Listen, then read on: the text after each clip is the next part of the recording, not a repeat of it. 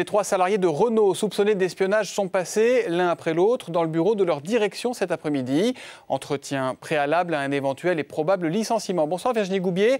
Si Renault veut jouer au maximum la carte de la discrétion dans cette affaire, certains des mis en cause, eux, ont décidé de parler.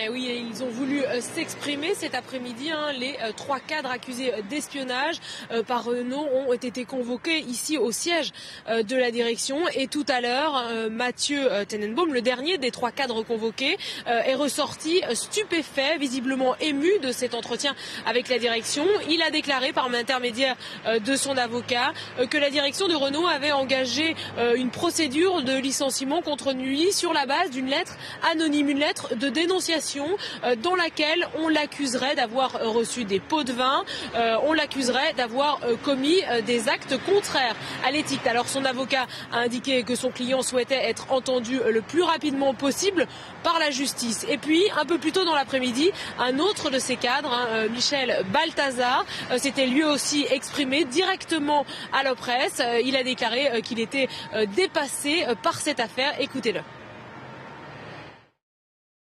Renault porte contre moi des accusations très graves que je réfute totalement.